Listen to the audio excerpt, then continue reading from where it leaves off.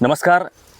एल्गार न्यूजमधील आपली माणसं या मुलाखतींवर आधारित असणाऱ्या चर्चासत्रामध्ये मी भास्कर पाटील तुम्हा सर्वांचं खूप खूप स्वागत करतो. आज आपल्यासोबत या ठिकाणी प्रगतशील आणि प्रयोगशील शेतकरी, त्याचबरोबर समाजामध्ये असणाऱ्या कलाक्षेत्रामध्ये कार्य करणारी जी काही युवा पिढी आहे त्यांना सतत प्रेरणा आणि प्रोत्साहन देणारे असे एक व्यक्तिमत्व म्हणजेच श्री सुरेश पांडुरंग पाटील म्हणजेच आपले तात्या या ठिकाणी आपल्यासोबत या ठिकाणी उपस्थित आहेत. त्याचबरोबर तात्यांची एक दिलखुश टेलर अशी सुद्धा आपल्या गावामध्ये, आपल्या आरग गावामध्ये तशी यांची ओळख आहे. तर यांच्या आजच्या 65व्या वाढदिवसाचं औचित्य साधून आज आपण यांची मुलाखत या ठिकाणी घेणार आहोत. तर त्यांच्या या कार्याचा आढावा आपण त्यांच्याच तोंडून ऐकूया. नमस्कार तात्या. नमस्कार. तुमच्या 65व्या वाढदिवसानिमित्त माझ्याकडून आणि आमच्या एल्गार न्यूजच्या संपूर्ण टीमकडून तुमचं सर्वप्रथम मी खूप खूप अभिनंदन करतो आणि शुभेच्छा तुम्हाला देतो. तात्या, मला असं सांगा, सर्वप्रथम तुमचं बालपण कसं होतं हे आम्हाला जाणून घ्यायला आवडेल. तुमचं साधारणपणे जन्मसाल आणि तुमचं बालपणीचे दिवस कसे होते हे आम्हाला प्रथम ऐकायला आवडेल. मी लहान असताना आधी म्हणजे त्यावेळेची परिस्थिती तशी असायची ना. लहानपणी शेती, कामाला जाणं, म्हणजे घरची लोक कामाला जाणं, आम्ही लहान असणार आणि त्यामुळे आम्ही खेळण्याचा उद्योग काही करायचा नाही. मग ते खेळत खेळत पुढे शाळेला चाललो. शाळेला चालल्यानंतर शाळेत जात जात जात एक पहिली दुसरी तिसरी शिकलं खेळत खेळत. परत त्याच्यानंतर एक 6 महिने मी पुण्यासाठी भावानं नेलं तर मला शाळेसाठी. तिकडे गेलो. तिथून जे आलो त्याच्यावर परत 7वीपर्यंत शाळा शिकली. बरं. 7वी नंतर शाळा सोडून दिली. 7वी पण पूर्ण झालेली नाही माझी. बरं. 6 महिन्यात 6वीतच 6 महिने काढलेले. 6वीत 6 महिने काढले. मग त्याच्यानंतर आल्यानंतर मग घरची परिस्थिती गरिबीचीच. मग त्यामुळे इथं खाण्याचं वांदं पहिली गोष्ट. शेतीचं उत्पन्न त्यावेळेला कमी, खाण्याचं वांदं. मग ते कामाला जाणं इकडे तिकडे असायचं रोजचं लोकांचं. मग आमच्या घरात नोकरीचा असा माणूस कोणी नव्हता. बरोबर. नोकरीचा माणूस कोणी नसल्यामुळं एक व्यवसाय करायचा ह्या उद्देशानं टेलरिंग व्यवसाय शिकायचं म्हणून ठरवलं. मग इथंच गावातच एका ठिकाणी दुकानात टेलरिंग शिकण्यासाठी जात होतो. तिथं 3 वर्षे टेलरिंग शिकलं. शिकल्यानंतर वाटलं की आपण थोडंसं ह्याच्यापेक्षा बी चांगलं शिकावं, गावातल्यापेक्षा बी चांगलं शिकावं म्हणून 1 वर्ष बाहेरगावी शिकून आलो. आल्यानंतर मग वाटलं की आता आपण स्वतः दुकान काढावं. दुकान काढलं स्वतः. स्वतः दुकान म्हणजे साधारण किती साली तुम्ही दुकान काढलं, म्हणजे वयाच्या कितव्या टप्प्यावर तुम्ही दुकान काढलं? बघा, एक 22 ते 25 वर्षाच्या दरम्यान दुकान काढलं असेल. 22 ते 25 वर्ष. म्हणजे आता समजा 1960चा तुमचा जन्म आहे. मग तुमचे आई वडील किंवा तुम्हाला भाऊ वगैरे असं आहेत की? भाऊ तुमचे किती जण? तुम्ही भाऊ? आम्ही 4 जण. भाऊ तुम्ही 4 जण. आणि बहिणी दोघी. म्हणजे बहिणी भाऊ तुम्ही 6 भावंडांचं तुमचं कुटुंब होतं. 6 भावंड आणि आई वडील असे तुमचे म्हणजे एकत्र कुटुंब होते त्यावेळेला. मग त्यानंतर तुम्ही वयाच्या कितव्या वर्षी तुम्ही टेलरिंगकडे वळालात? 22 ते 24 वर्ष, 23 वर्ष असतील त्यावेळेला. 23 वर्ष. साल काय आठवत नाही आपल्याला. अच्छा. ठीक आहे. म्हणजे वयाच्या 22-23 वर्षी तुम्ही टेलरिंगकडे वळालात. मला सांगा, टेलरिंग ह्या व्यवसायाकडेच वळावं असं का वाटलं तुम्हाला? कारण त्याला स्कोप होता ना त्यावेळेला. म्हणजे त्या काळी आता कसं थोडासा रेडीमेडचा काळ आहे. म्हणजे बरेचसे कपडे लोक आता म्हणा किंवा युवा पिढी म्हणा रेडीमेड कपडे घालतात. टी शर्ट आणि जीन्सचा आता जमाना आलेला आहे. पण त्या काळामध्ये लोक बऱ्यापैकी कपडे हे शिवूनच घालायचे जास्त करून. त्यामुळे तुम्ही टेलरिंग या व्यवसायाकडे वळलात. ठीक आहे. मला सांगा, साधारणपणे किती वर्ष तुम्ही हा व्यवसाय केला? एक 25 ते 30 वर्ष केला की. 25 ते 30 वर्ष. अच्छा, ठीक आहे. मग त्या व्यवसायामध्ये तुमची काय म्हणजे चढ उतार, तुम्हाला शिकताना काय अडचणी आल्या का, किंवा व्यवसाय कसा जोरात चालला तुमचा, म्हणजे ती कंडिशन कशी होती, परिस्थिती त्यावेळीची? आता ते सांगण्याचा योग आला म्हणून सांगतो. टेलरिंग व्यवसाय हा वाईट नाही आहे, चांगलाच आहे, चांगला आहे. पण त्या टेलरिंग व्यवसायामधनं बरेचसे लोक व्यसनाधीन झाली. बरं. आता सध्या आम्ही पण बघतोय ना, व्यसनाधीन झालेत. कुठेतरी 100त एक 10 टेलरिंग व्यवसाय करणारे मिळून सुखे आहेत. आम्ही सुद्धा त्यावेळेला भरपूर मिळवलं. रोज म्हणजे ह्या 30-40 वर्षीय पूर्वी रोजचा माझा 1500-1000चा धंदा होता त्यावेळी. बरोबर. पण ह्यातला 1 रुपया मी परपंचाला वापरला नाही त्यावेळेला. व्यसनाधीन झालो ना. व्यसनाधीन झाल्यामुळे ते पैसे घरी नाही, परपंचाला नाही, इकडेच गेले. हे व्यवसाय कमीत कमी 30 वर्ष केला. घरच्या लोकांनी खटपट केली सोडवण्यासाठी दारू. काही उपयोग झाला नाही. शेवटी हातबल झाले सगळे आणि सगळे दुकानला कुलूप घातलं आणि घरी बर बर Material म्हणजे सगळं आणून ठेवलं. कशाचं व्यसन होतं? पिण्याचं, दारू पिण्याचं.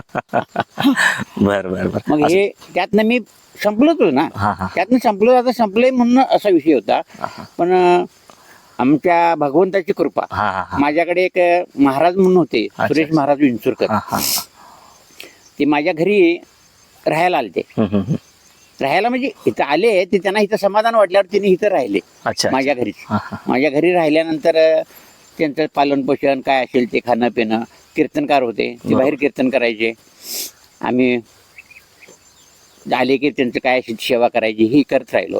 आणि त्यात आम्ही कसं असं ते म्हणजे कुणाच्या जर संगतीमुळं ते एखादं जर चांगलं व्हायचं जर असेल तर कुणाच्या तर संगत घडते. बरोबर हा, असं त्याचा हे आम्हाला वाटतंय. वाटते मग बरोबर तेच असं आम्ही आमचे चिंतामणी महाराज, सद्गुरू चिंतामणी महाराज हे माझे गुरु आहेत. बरोबर. म्हणजे चिंतामणी महाराजांच्या गुरूंच्या संपर्कात आल्यानंतर आल्यानंतर तुम्ही व्यसनापासून बाजूला बाजूला झाला. झालो. वा, अतिशय उत्तम गोष्ट आहे. हा, मग आज मला वाटते ते पण 35-40 वर्ष झाली आम्ही गुरु करून. अच्छा, म्हणजे व्यसनापासून बाजूला होऊन पण तुम्ही 35-40 वर्षाचा काळ या ठिकाणी गेलेला आहे. नाही 35-40 वर्ष नाही, आता माझा व्यसनाधीनचा काळ संपूर्ण 28-27 वर्ष झाली. 27 वर्ष झाली. बरोबर आहे. हा. म्हणजे आता खरं तर आता सध्याची युवा पिढी जी आहे ही व्यसनामध्ये अतिशय गुरफटून जाते, हा. बरीचशी म्हणजे वाहत चाललेली आहे. होय होय. असं म्हणतात की लोकांच्या हातात तुम्ही मगाशी म्हटल्यासारखं थोडंसं 4 पैसे हातात आले हा. की त्यांचे विचार असे वाहत जातात, नाही का? आणि त्यामुळं ते व्यसनाच्या अधीन जातात. पण तरी तुम्ही योग्य वयाच्या टप्प्यावरती स्वतःला सावरलं ही अतिशय कौतुकास्पद अशी गोष्ट आहे. ठीक आहे, मला सांगा, टेलरिंगचा व्यवसाय बंद केल्यानंतर हा. तुम्ही परत शेतीकडे वळलात, हो. नाही का?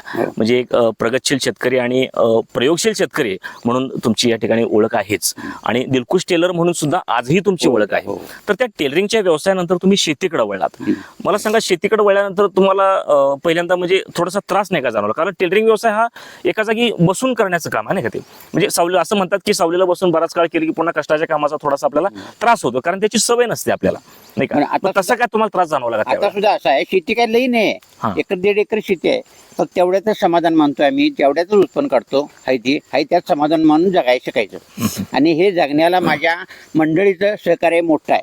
म्हणजे माझ्या आयुष्यात तुमच्या धर्मपत्नीचं? हा, पत्नीचं माझ्या. बरोबर. म्हणजे व्यसनाधीन होतो त्यावेळेला पण मला साथ दिली. अच्छा. आणि व्यसन सोडल्यानंतर बी मला साथ प्रपंचात दिली. हा. दुसरी गोष्ट माझे भाऊ बर. आता वारले, ते त्यांची पण मला साथ होती भरपूर. अच्छा अच्छा, चांगली गोष्ट म्हणजे आहे. भाऊजा आमचे म्हणजे कुटुंबच आमचं चांगलं सगळं आहे. कुटुंब तुमचं चांगलं होतं. का भाऊ असू द्यात, भाऊजा असू द्यात, तर सगळे माझे घरचे चांगले आहेत. बरं. आम्ही विभक्त आहे पण मिळून असल्यासारखंच आहे अजून. मिळून असल्यासारखं नाही. वा, म्हणजे विचारणं सगळेजण तुम्ही हा. एकच असून सुद्धा म्हणजे ही आणि त्यात महत्वाचं म्हणजे आमचे माझे आई वडील माळकरी वा वा वा. माळकरी, आणि त्यात माझा मुलगा पण माळकरी. हा, मग त्यात आम्ही गुरुमार्गी, म्हणजे पूर्ण आमचं शाकाहारी घराणं आहे. एक नंबर वा वा. अतिशय ही सुद्धा अतिशय कौतुकास्पद गोष्ट आहे. म्हणजे अलीकडे म्हणतात की भाऊ की कधी आपल्या पाठीशी कोणी उभं राहत नाही, हो. पण तसं काय तुमच्या बाबतीत झालेलं नाहीये. म्हणजे तुम्ही व्यसनाच्या अधीन असताना सुद्धा म्हणा, किंवा व्यसन सोडून किंवा टेलरिंगच्या व्यवसायात असताना, म्हणजे कुठल्याही वाईट काळामध्ये असू दे किंवा चांगल्या काळामध्ये असू दे, तुमच्या भावांनी म्हणजे भावकीनं म्हणू, आणि तुमच्या धर्मपत्नीने सुद्धा तुम्हाला अतिशय मोलाची साथ दिली. हो. ही सुद्धा अतिशय आनंदाची गोष्ट आहे. तात्या, मला असं सांगा की तुम्ही थोडंसं कलाप्रेमी सुद्धा आहात असं आमच्या ऐकण्यात आहे, नाही का? आता तुम्ही कला क्षेत्रासाठी म्हणजे काय वेगळं करता? म्हणजे तुम्ही मगाशी मी ऐकलं तुमच्या तोंडून की तुम्ही एकतारी भजनिया मंडळाचे सुद्धा मुख्य आहात तुम्ही. आम्ही दिमडी वादक आहे. दिमडी वादक आहे. अच्छा, हा. तर तो तुमचा अनुभव कसा, आणि त्या मार्गाकडे तुम्ही कसे काय वळलात? मला लहानपणापासून म्हणजे आमचे थोरले मोठे बंधू जे आहेत ना, ते एकतारी भजन करतात. म्हणजे 1 नंबरचे एकतारी भजन करायचे. अच्छा. मग त्यांच्या संग मी जात होतो, तो मला दिमडी वाजवायचा नाद चांगला लागला. हा हा हा. मग त्यामुळे मी त्यांच्याबरोबर भजनाला कुठेही गेलो तर दिमडी वादक वाजवायला असणारच. आता तर काय आमचं मंडळ तयार केलेलं आहे हा, हा, आम्ही, त्यात आता दिमडी वादक म्हणून आम्ही काम करतोय. वा वा, नाईस. किती वर्ष झालं तुम्ही या एकतारी भजनामध्ये करताय? 35-40 वर्ष झाली. हे पण 35-40 वर्ष, हो. म्हणजे बराच प्रदीर्घ हो. असा अनुभव आहे, आणि तुम्हाला त्याची भरपूर आवड आहे. आवड आहे. असंही झालं की तात्या माझ्या ऐकण्यामध्ये की आता आसपासचे आपले म्हणजे कलाक्षेत्रामध्ये आता मी म्हणा किंवा बाकीचे इतर जे आपले मित्रमंडळी आहेत, युवा वर्ग जो आहे कलाक्षेत्रामध्ये जी काही कार्यरत करतात, काम करतायत, त्यांना सुद्धा तुम्ही सतत प्रेरणा देण्याचं या ठिकाणी काम करता, हे सुद्धा मला तात्या तर तुम्ही शेतीकडे वळलात. आता बराच काळ तुमचा शेतीमध्ये पण गेलेला आहे. वेगवेगळे प्रयोग करत वेगवेगळी पिकं घेत तुम्ही या ठिकाणी शेतीमध्ये सुद्धा आपलं जीवन अतिशय चांगल्या पद्धतीनं तुमचं चाललेलं आहे. अतिशय निरोगी तुमचं आयुष्यमान आहे. 65व्या वर्षी सुद्धा तुम्ही अगदी धडधाकट आणि स्ट्रॉंग दिसत आहेत मला तर तुमच्या या निरोगी आयुष्याचं काय रहस्य काय सांगता येईल का? तुमची अशी वेगळी काय सवय आहे का याच्यासाठी? हे निरोगी राहण्याचं कारण सांगतो तुम्हाला. हां प्रत्येक माणूस आता नुसतं मिळवायचं या उद्देशानं मागे लागलेला हा, आहे. हा. प्रत्येक माणूस बरोबर. की जे काही मिळते तुम्ही चांगल्या मार्गावर मिळवा नाहीतर वाईट मार्गाने मिळवा, पण मलाच पाहिजे हा उद्देश प्रत्येकाचाच आहे. बरोबर. म्हणजे प्रत्येकाचा आजकाल हव्यास चालू आहे. हव्यास चालू आहे हव्यास. मिळवण्यासाठी. बरोबर बरोबर. मग ते चांगल्या मार्गाने मिळत नसलं तरी वाईट मार्गाने कारण मिळवायचं अच्छा. हां असा प्रत्येक लोकांचा तसं हे आहे. मग माझं काय म्हणणं आहे, तुम्ही जे काही मिळवता ते चांगलंच मिळवा, बरोबर. खऱ्यानंच मिळवा, कष्टातच मिळवा. दुसऱ्याचं मिळवून आपल्याला समाधान मिळत नाही. अच्छा अच्छा. हां, दुसऱ्याकडे मिळून आपल्याला समाधान मिळत नाही. मग माझा एक उद्देश असा आहे की आपण जे काही मिळवतो भले आमच्या इथलं कमी मिळू दे आपल्याला, पण ते आपलंच त्यातच समाधान मानायला शिकायचं. बरोबर. आपल्या शेतीतलं असू दे, जनावरातलं असू दे, आपल्या प्रपंचात काय बी आपण मिळवत असतो ते फक्त प्रामाणिकपणानं मिळवणं तुमच्या आयुष्याला पुरणार, कमी पडणार नाही. तुमचे भले कमी असू दे, उत्पन्न कमी असू दे, पण ते तुमच्या आयुष्याला पुरणार. त्यात समाधान मानला तर. म्हणलं तर. हां, नसेल तर मग तुम्ही किती जरी मिळवला हां तर ते तुम्हाला पुरणार नाही. बरोबर. म्हणजे या धकाधकीच्या जीवनामध्ये समाधानी राहणं हां, ही खरं तर सगळ्यात मोठी निरोगी जीवनाची गुरुकिल्ली आहे असं म्हणायला हरकत नाही. आणि महत्वाचं म्हणजे हां. हे डोकं शांत ठेवून केलं पाहिजे. डोक्यालाही त्रास कुठलाही द्यायचा नाही. बरोबर. कामाच्या ह्याच्यात असू दे किंवा कुठलेही काय बाहेरचं कुठले बी असू दे, डोकं शांत ठेवून काम करायचं. बरोबर. तुमचा मेंदू शांत असेल तर तुमचं सगळं चांगलं आहे. हो, मेंदूला जर ताप झाला तर मग ते काय होतंय, हां. अटॅक येतो, चक्कर येत्या, बरोबर. बीपी वाढतो, अच्छा. शुगर वाढत्या. हां हां. आता सध्या माझं वय 65 असून मला कसलीही गोळी नाही, वाव. कसलीही गोळी नाही. बरोबर आहे. म्हणजे दगदग अजिबात करायची नाही. करायची नाही. टेन्शन फ्री राहायचं. हां, भले एका दिवशी नसू दे आपल्याला खायला, काय आपल्या नशिबातलं त्या दिवशी नाही समजायचो. अगदी अगदी अगदी. हां, बरं ठीक आहे. मला सांगा तात्या, तुमचा मित्रपरिवार कसा आहे? माझा मित्र आता आम्ही मार्गीच आहे सगळी, म्हणजे सर्व म्हणजे सगळेच असे वारकरी संप्रदायाचे. संप्रदायाशी सगळे संलग्न हां, असेच नाही. आहेत, असेच आहे सगळे. पूर्वीचे जे मार्ग होते, माझे मित्र होते, ते पूर्ण कट केल्यामुळे मी ह्या मापात आहे. हां, म्हणजे आता सध्या आहे. हां हां. हां, पूर्वीचे सगळे मी सोडून दिलेले. आता जे त्याच्यानंतर जे मित्र परिवार जे जोडला तो भक्ती मार्गातला आपल्या ह्याच्यातला जोडला सगळा. अच्छा अच्छा. मला सांगा ह्याच्यामध्ये वैवाहिक जीवनामध्ये आता तुमच्या पत्नीनं असेल किंवा तुमच्या मुलाने असेल, कधी तुम्हाला कुठल्या गोष्टीचा त्रास दिला का हो? नाही, त्रास काही दिला नाही. नाहीतर असा कधी त्रास दिला नाही नाही नाही. नाहीतर हे मुलांनी बाबा लहानपणी की बाबा हे बाबा मला पाहिजे म्हणजे पाहिजेच, मग ते हा, मुलांचा हट असायचाच. हो, असायचाच, हां. असा कुठल्याही मुलांचा आई वडिलाकडेच हट असतो ना. हां, आपल्या परीने आपण पुरवलाच ना. पुरलाच पाहिजे. अच्छा. आपल्या हां, म्हणजे समाधानी वृत्ती असल्या कारणानं तुम्ही प्रत्येक गोष्ट सहज हँडल केली, हां, सहज हाताळली तुम्ही. बरोबर. मला सांगा, आता आपण थोडंसं हे करू, शेतीकडे वळू. आता आपण तुम्ही परत नव्याने सांगितलं की तुम्ही शेतीकडे सुद्धा आता स्ट्रॉंग. काय पिकं असतात साधारणपणे तुमच्या शेतीमध्ये आता? पाण्याचं थोडंसं आपल्याकडं कमतरता आहे. म्हणजे कधी डिसेंबर, जानेवारी, फेब्रुवारी, मार्च, एप्रिल, मे ह्या काळात आपल्याकडे पाणी नसते. बरोबर. म्हणजे पाऊस कमी असल्यामुळं ज्या काळात पाणी आहे त्या काळात पीक घ्यायचं हे नियोजन माझं पूर्वीपासून. अच्छा. म्हणजे कसं, हळद हा पीक 8 महिन्याचं पीक आहे. मग हळदीचं पीक मी निवडले बरोबर. पूर्वीपासून. हळद 8 महिने निघत्या, पाणी यायला लागण होत्या, पाणी संपायला हळद निघत्या. ते बऱ्यापैकी पीक शेतीचं उत्पन्न चांगलं आहे, जसं कसा दर लागेल त्या पद्धतीनं. बरोबर. आणि दुसरं पीक ज्यावेळेला पाणी सुटते, आता काय अलीकडे एक 10-15 वर्षात कॅनॉल चालू झाल्यामुळे कसं झालंय, थोडंसं पाणी पण सुटायला लागले. काय भले फुकट असू दे, नसेल तरी विकत घ्यायला लागू जाईल. म्हणजे पाणी पण पैसे भरून घ्यावं लागते की, पाणी फुकट कुठलं आले, पाणी पण विकत घ्यावं लागते. मग काय असेल ते आम्ही ग्रुपमधनं पैसे काढायचे, भरायचे आणि पाणी सोडून घ्यायचं. मग एक वेळा पाणी सोडून घेतले की ते महिना 1.5 महिना जाते, आणि एकदा भरायचं. तेवढं म्हणजे उन्हाळा पार पडला की थोडं आणि पावसाळ्यात गावते. आता एक प्रगतशील आणि प्रयोगशील शेतकरी अशी सुद्धा तुमची ओळख आहेच. तर मला सांगा, हंगामानुसार शेतकऱ्यांनी शेतीमध्ये काय प्रयोग करावे जेणेकरून त्यांची पिकं ही यशस्वीरित्या चांगल्या पद्धतीनं पूर्ण होतील किंवा पार पडतील, असा काय तुम्ही वेगळा अनुभव शेतकऱ्यांच्यासाठी प्रेरणा म्हणून काय सांगू शकता का? स्वतःची शेती स्वतः करणं, स्वतःची शेती स्वतः करणं तोच फायदा. तुम्ही गडी माणसाला जर काम केला तर ते शेतकऱ्याचा फायदा नाही आहे. आणि आता ती पूर्वी जी शेती राहिलेली नाही आहे, तर रोगराई औषधाशिवाय येत नाही, मग बरोबर. ते खर्चिक बाजू झाल्या ना सगळी. त्यामुळं स्वतःची शेती स्वतः करणं, एखादा दुसरा गडी लावणं करणं, स्वतः राबलं तर ती 4 पैसे आपल्याला राहतात, बरोबर. नसेल तर काही मिळत नाही. शेतीचं काही राहत नाही. बरोबर. अति शेती करून काही उपयोग नाही. शेती जी अति जगाला दाखवण्यासाठीच करायची आहे, हा की मोठा मी शेतकरी आहे. हा हा हा हा. आज 10 एकरवाला शेती पशुत आणून जुंजळे खातोय. बरोबर. आम्ही एकरवाला असून आम्ही आमच्या घरात पुते आहेत बरोबर आहे. आमच्या शेतीतली. ती व्यवस्थित केली तर शेती आहे. बरोबर. म्हणजे राबवणूक ही घरची पाहिजे. हा, घरची पाहिजे. फक्तच गडी माणसं लावत जर बसलो तर सगळे पैसे त्याच्यातच जातात आणि शेतकऱ्याच्या हातात काय राहत नाही. त्यात हमी भाव सुद्धा बऱ्यापैकी पिकांना मिळत नाहीये. त्यामुळं अवस्था थोडीशी बिकट आहे शेतकऱ्यांची सुद्धा. बरं, ठीक आहे. त्याच्यानंतर आपण कलाक्षेत्राकडे थोडंसं वळू. आता तुम्ही नेहमीच सगळ्या युवकांना कलाक्षेत्रामध्ये तुम्ही प्रेरणास्थान आहातच, सतत प्रोत्साहन तुम्ही देता आहातच.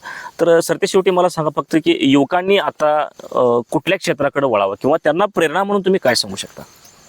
कलाक्षेत्र काय वाईट नाही, कलाक्षेत्र पण चांगलंच आहे. कलाक्षेत्रात उतरलं तर चांगलं मोठं हे पण मिळतं ना, म्हणजे नावलौकिक होतं ना, चांगला होऊ शकतो. चांगला होऊ शकतोय.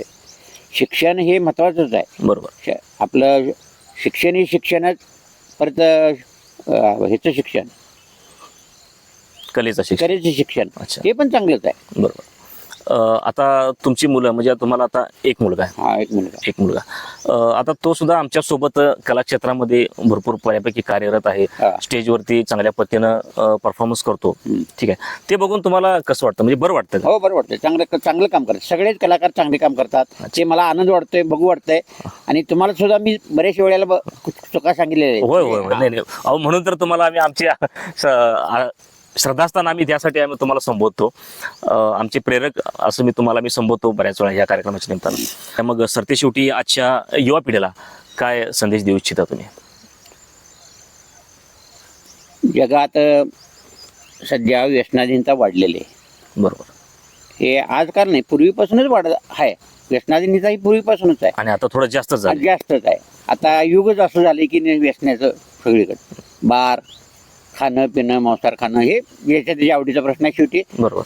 पण अति झालं. पण हे कसं आहे, आज ह्या गोष्टीला म्हणजे ह्या व्यसनाला औषध नाही. बरोबर. जगात तुम्ही कुठे जर गेला तर प्रत्येकाचं म्हणतात मी हे व्यसन सोडवतो, ते व्यसन सोडवतो. डॉक्टर आहेत, होमिओपॅथिक आहे, आयुर्वेदिक आहेत, अशी बरीचशी औषध देणारे लोक आहेत. मी औषध सोडतो. माझं एक चॅलेंज आहे, दारू पिणारा माणूस दारू सोडून दाखवायची आयुष्यभरात मी त्यांच्यात चक्र राहतो. म्हणजे व्यसन सुटत नाही. दारू ही व्यसन अशी आहे, तुम्हाला सांगतो, ही कुठल्याही औषधानं सुटली जात नाही. अच्छा, म्हणजे दारू हे व्यसन औषधानं सुटलं जात नाही. त्याला फक्त मनाचाच ताबा असावा लागतो. मनावर कंट्रोल केलं तरच सोडतं. मी स्वतःच सांगतो ना. बरोबर. मी स्वतःच सांगतो. मला पण दारू सोडण्यासाठी पूर्वी बऱ्याच जणांना औषध दिलं, बऱ्याच ठिकाणी नेलं, बऱ्याच ठिकाणी सगळं केलं, पण काही उपयोग झाला नाही. मीच आणलेल्या दिवशी दारू पिऊन येणार. पण मीच माझ्या मनाला विचार केला, ही दारू सोडवण्यासाठी मी 3 दिवस जेवलो नव्हतो. फक्त विचार करत होतो, दारू पिल्यामुळे काय होते ना नाही पिल्यामुळे काय होतंय. मला माझ्या गुरूंनी, म्हणजे महाराजांनी, हे मला ते डोक्यात माझ्या घातल्यामुळं मी दारू सोडलं. मी कुठेतरी एक निश्चय केला की बाबा नाही पिलं तर कसं होईल आणि पेल्यानंतर कसं होईल. आणि आमच्या उदाहरणात थोडं समोरचे लोक दिसत ना, बरोबर, म्हणजे चाललेले दिसत होते. त्यामुळे मी एक विचार केला की आजपासून आपण प्यायची नाही. मनावर कंट्रोल केलं, बंद केलं. जे माझे मित्र परिवार होता त्यावेळेचा ते सगळा बाजूला केला आणि त्यातनं बाजूला झालं, व्यसनातून बाजूला. आणि ह्या आताच्या पिढीनं सुद्धा एकच केलं पाहिजे की आपला प्रपंच, आपला बायका, मुलं, आई वडील सांभाळून राहा. आणि जगात देव, आई वडिलासारखा देव जगातच कुठं नाही.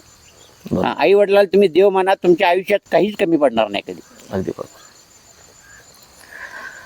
अतिशय मोलाचा संदेश तात्याने आम्हाला दिलेला आहे की व्यसनापासून जर मित्र तुम्ही बाजूला राहिलात तर नक्कीच तुमचं आयुष्य, तुमचं करिअर आणि तुमचं भविष्य हे अतिशय आनंदाचं असणार आहे, सुखी असणार आहे, समृद्ध असणार आहे. तर तात्या, तुमच्याकडून हा अतिशय मोलाचा संदेश आमच्या युवकांना तुम्ही दिलेला आहे आणि तो निश्चितच आमच्या युवा पिढीला आणि मगाशी तुम्ही सांगितलं तो शेतकऱ्यांना जो काही तुम्ही मेसेज दिलात, संदेश दिलात, जी काही माहिती सांगितली ती सुद्धा आमच्या शेतकऱ्यांना सुद्धा या ठिकाणी उपयोगी पडणार आहे.